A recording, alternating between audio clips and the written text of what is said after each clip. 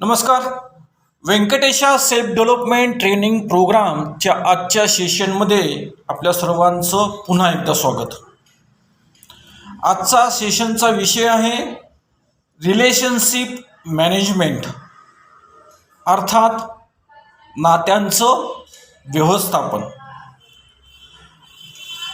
मनुष्य जेव्हा जन्मतो तेव्हापासूनच तो कोणत्या ना कोणत्या नात्यामध्ये बांधला जातो.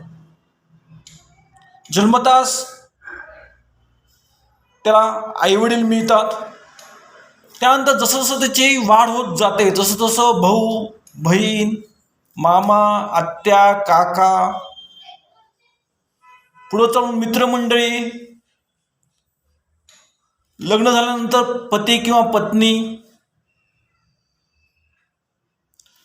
शेजारी, नोकरीमध्ये त्याचे सहकारी, अशा विविध नात्यामध्ये तो गुंतला जातो आणि ही सर्व नाती जी आहे ते चांगल्या प्रकारे निभावण्याचा त्याचा प्रयत्न असतो. तर या प्रयत्नामध्ये कधी त्याला यश येतं, कधी त्याला अपयश येतं. तर ह्याचं व्यवस्थापन कसं करायचं की ज्यामुळं नातेसंबंध सुदृढ होतील, आनंददायी होतील त्याचा प्रवास, हेच आपल्याला आजच्या सेशनमध्ये बघायचं आहे. आता कोणतेही नातेसंबंध सुदृढ होण्यासाठी पहिल्यांदा आपल्याला स्वतःबद्दलचा संवाद कसा आहे, स्वतःबद्दलची आपली मतं कशी आहेत, स्वतःबद्दल आपल्याला आदर आहे का, स्वतःची आपण नीट काळजी घेतो का, हे देखील बघणं गरजेचं आहे. म्हणजे नातेसंबंध चांगली करायची जर असतील, सुदृढ करायची असतील, त्याचा प्रवास आनंददायी करायचा जर असेल तर पहिल्यांदा आपल्याला हे बघितलं पाहिजे की मी आनंदी आहे का, मी स्वतःला आदर देतोय का, माझा स्वतःचे सुसंवाद कसा आहे.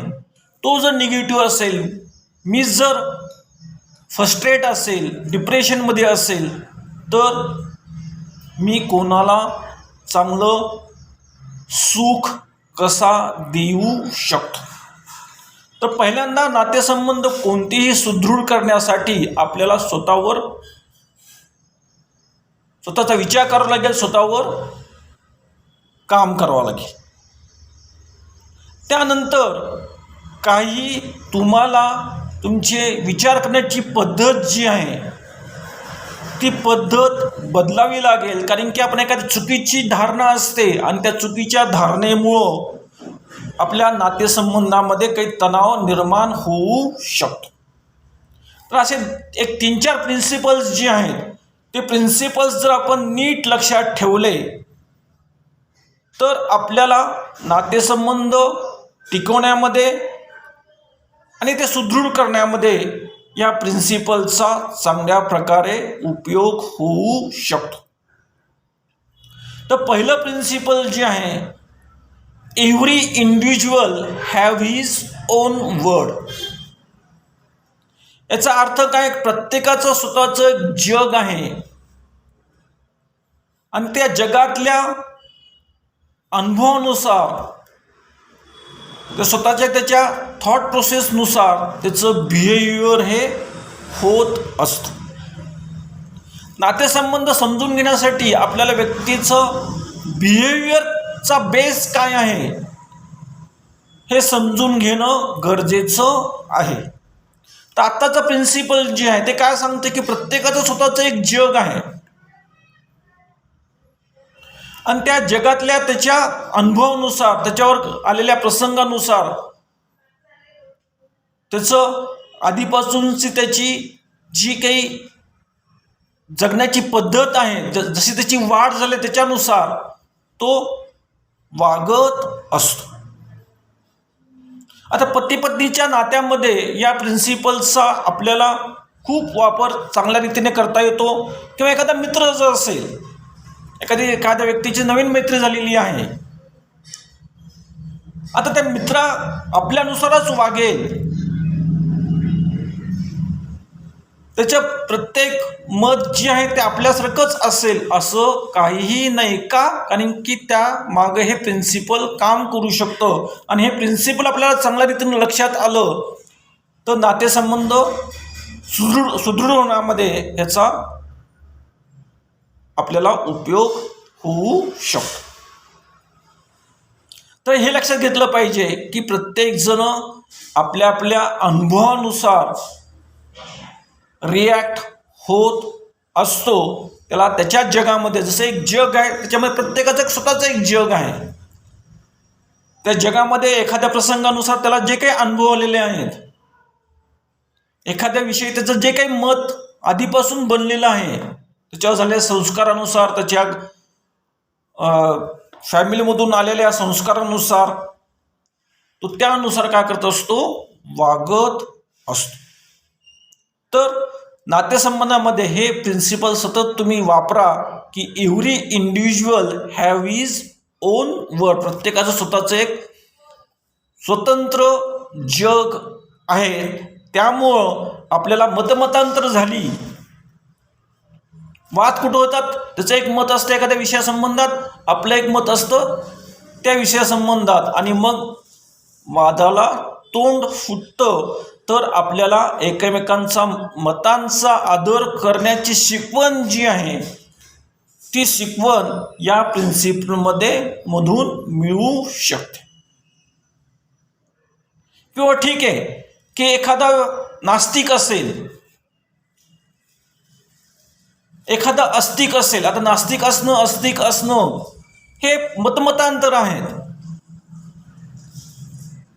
एखादा देवाची पूजा करतो म्हणजेच तो फार चांगला व्यक्ती असेल असं काहीही नाही आहे. किंवा एखादा नास्तिक जर असेल म्हणजेच तो वाईट व्यक्ती आहे असं आपण गृहीत धरू शकत नाही आहे.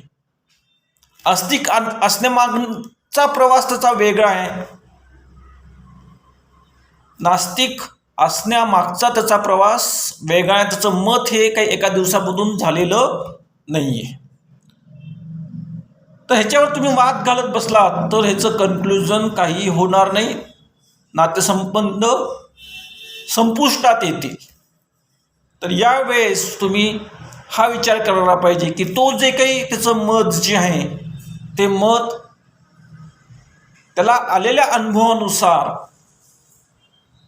तयार झालेलं आहे का? कारण की त्याचं जग आणि आपलं जग जे आहे ते काय आहे, वेगवेगळं आहे. दुसरं principle, accept the people change the behaviour. ह्याचा अर्थ काय? पहिल्यांदा नातेसंबंधामध्ये व्यक्तीला स्वीकारा.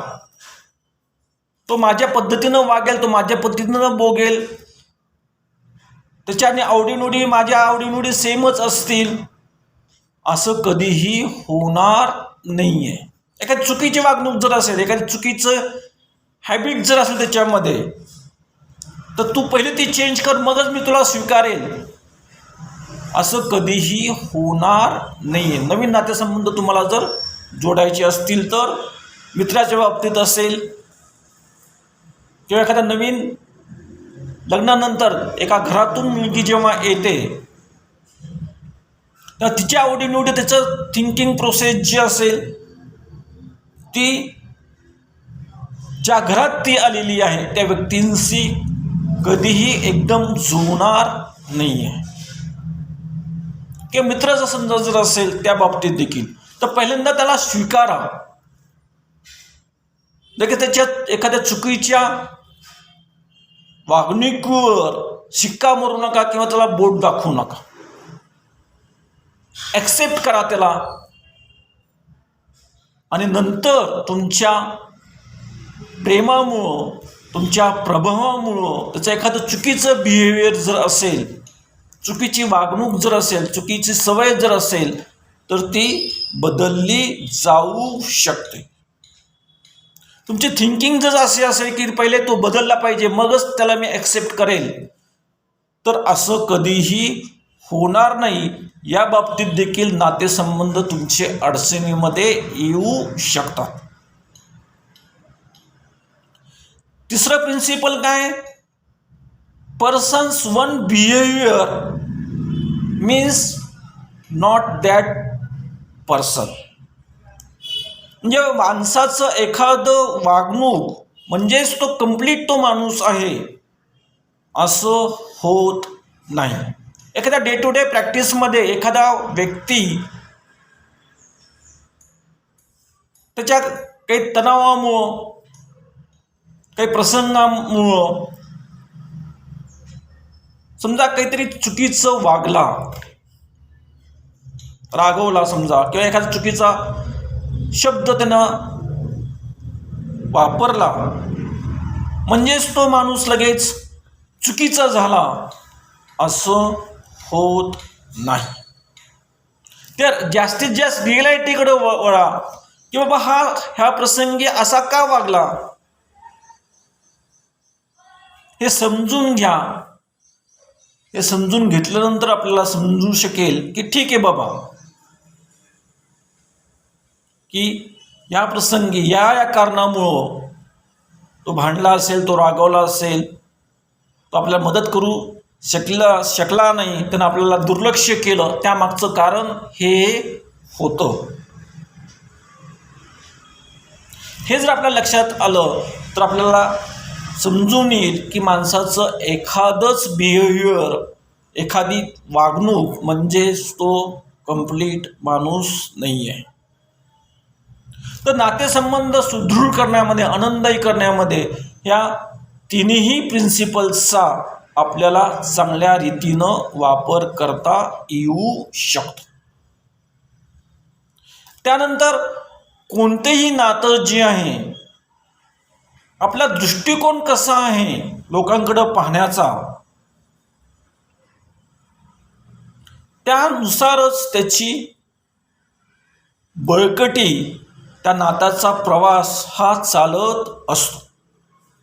एका गोष्टीवरून हे चांगल्या रीतीनं आपल्याला समजून घेता येईल. एका गावामध्ये दुसऱ्या गावातली दोन व्यक्ती जातात. समजा स्टँडवर त्या गावातल्या व्यक्तीला भेटतात आणि म्हणतात, एक व्यक्ती विचारतो की ह्या गावातली माणसं कशी आहेत. तर तो व्यक्ती सांगतो, तुम्ही ज्या गावातून आलेला आहात त्या गावातली व्यक्ती कशी होती, तिथली लोक कशी होती.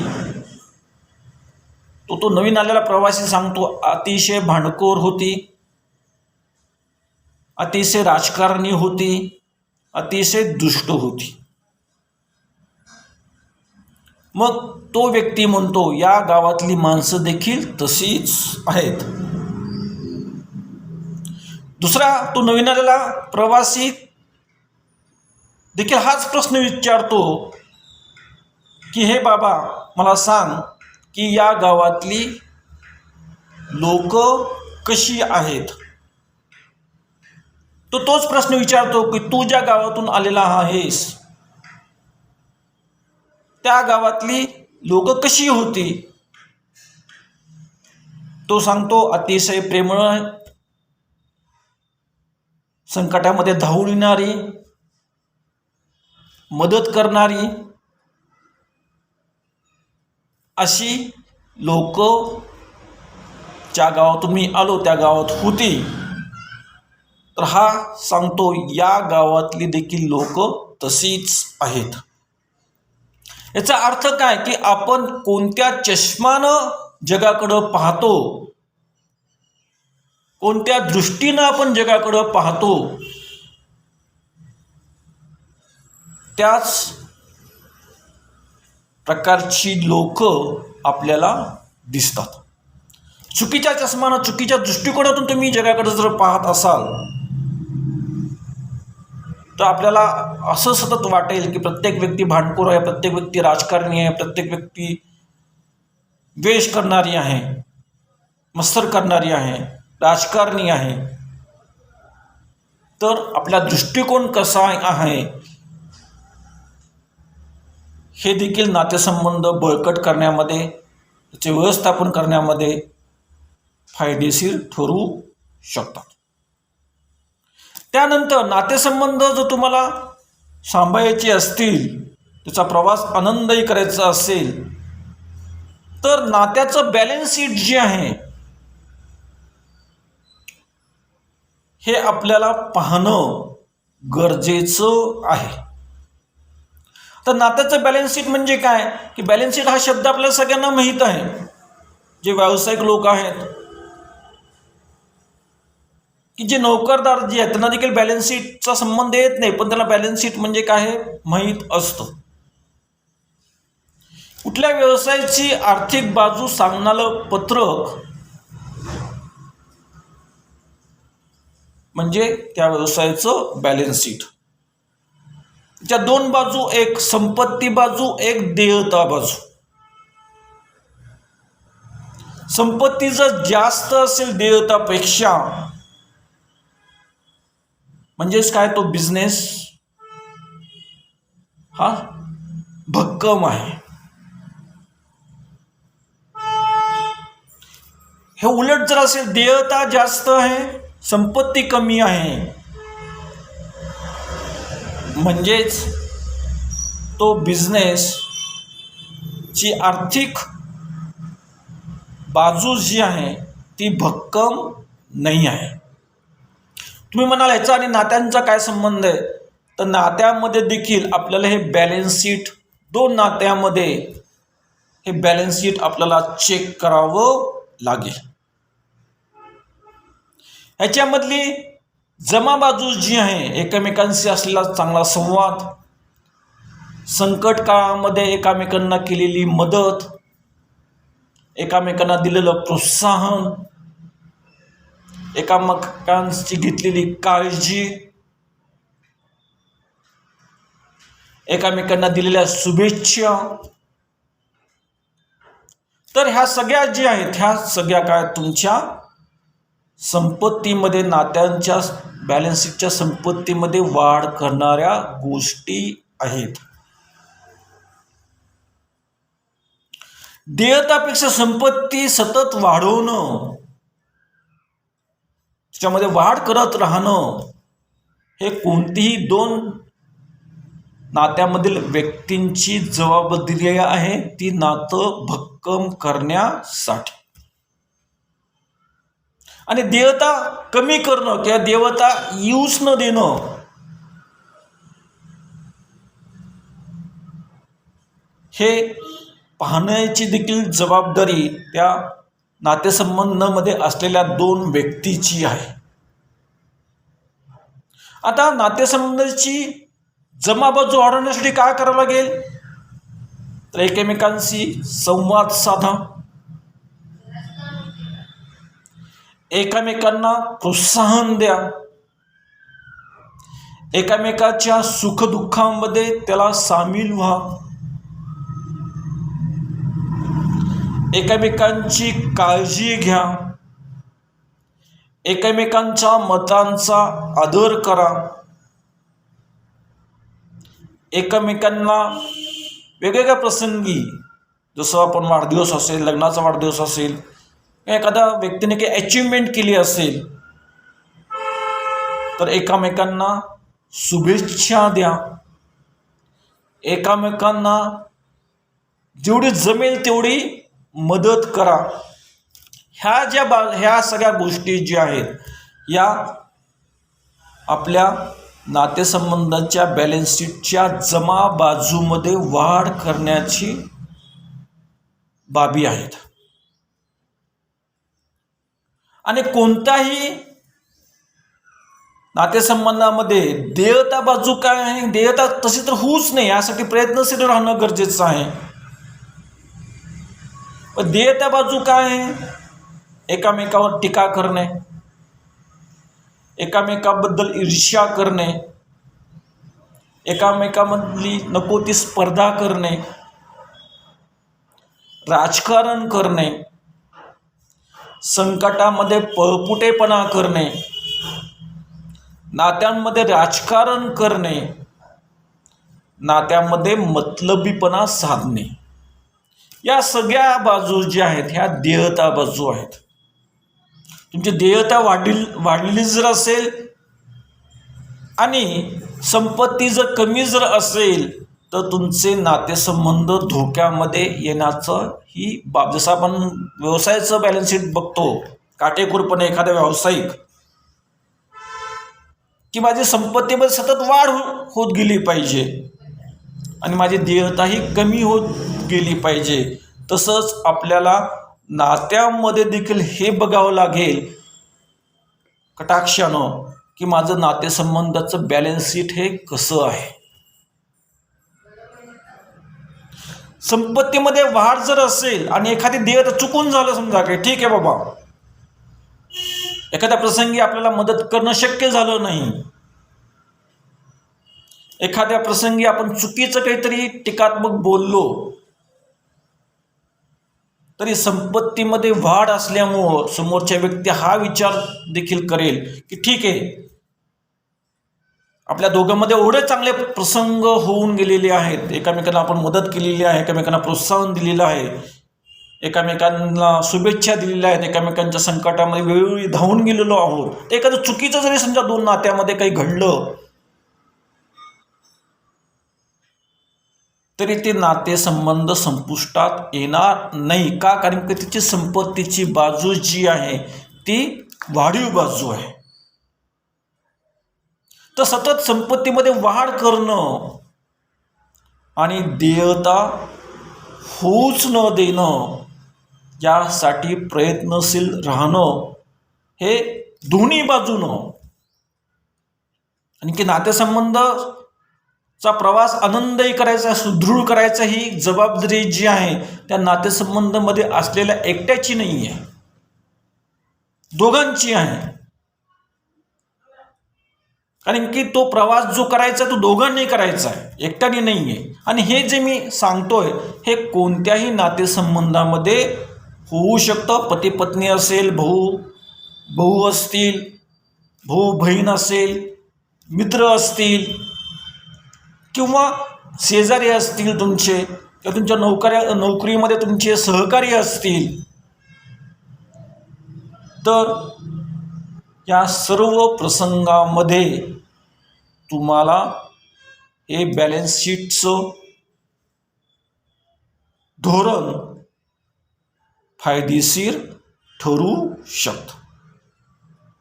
नातेसंबंधामध्ये नुसतं तुम्ही वरून काहीतरी बिहेवियर करताय, पण आतून तुमचं फिलिंग्स कसे आहेत, त्याची क्वालिटी कशी आहे. ठीक आहे, मी बिहेवियर तर चांगलं करतोय, बाहेरून चांगलं करतोय,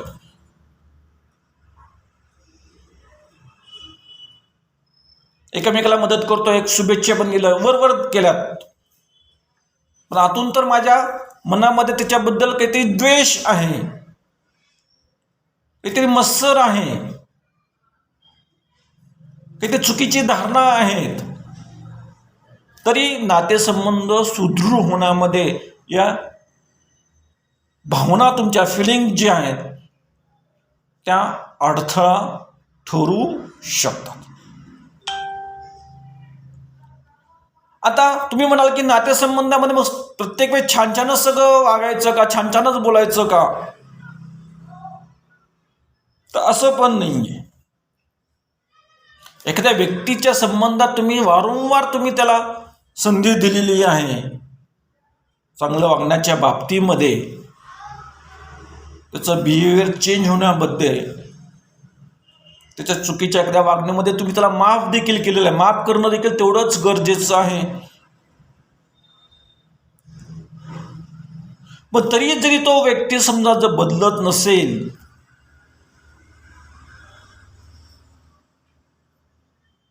जसं एखादा बिझनेसमध्ये खूप प्रयत्न केले, खूप कष्ट घेतले, तरी त्या बिझनेसचं बॅलन्स शीट समजा जर तोट्यात जात असेल, दिवाळखोरीत जात असेल, तर कोणताही बिझनेसमन दिवाळखोरीत गेलेला बिझनेस चालू ठेवणार नाही. तो काय करेल, तो बिझनेस बंद करेल. तसंच नातेसंबंधामध्ये देखील प्रयत्न करून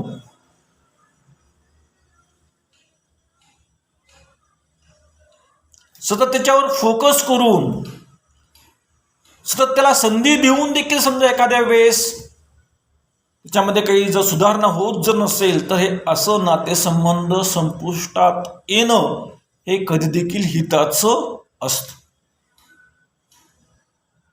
तुम्ही एकदा संधी द्या, दोनदा संधी द्या, तीनदा संधी द्या, पण आपल्या लक्षात जर आलं की नाही हा व्यक्ती बदलत नाहीये किंवा बदलण्याची त्याची वृत्तीच नाहीये, तो जाणून बुजून तुम्हाला त्रास देतोय, तर असे नातेसंबंध संपुष्टात आणणं हे कधी देखील हिताचं असतं. पण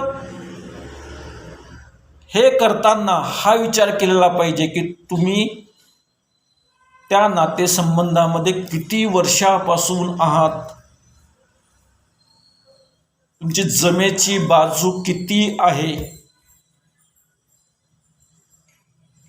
तुमच्या काही चुकीच्या धारणामुळं तर हे घडत नाहीये का, म्हणजे चुकीच्या अपेक्षामुळं तरी हे घडत नाहीये का. हे जर तुम्ही त्या बारकाईनं विचार केला, हे प्रत्येक व्यक्तिपरत्व वेगळं असू शकतं आणि काही त्या नात्यामध्ये जे व्यक्ती आहेत त्याच या सगळ्या गोष्टीचं चांगल्या रीतीनं ॲनालिसिस करू शकतात. तर अशा प्रकारे नात्याचं बॅलन्स शीट आणि जे काही प्रिन्सिपल सांगितलेत आणि आपला दृष्टिकोन कसा आहे जगाकडं पाहण्याचा, एका गोष्टीवरून सांगितलेलं आहे, हे जर सगळं आपण लक्षात घेतलं तर कोणताही नात्याचा प्रवास आनंददायी होऊ शकतो. तर आजच्या सेशनमध्ये मी आपल्याला एवढंच सांगेल की आपल्या नात्यांचा प्रवास आनंददायी व्हावा, सुदृढ व्हावा, त्यासाठी हे सेशन काही अंशी तरी तुम्हाला मदत करू शकेल. खूप खूप धन्यवाद.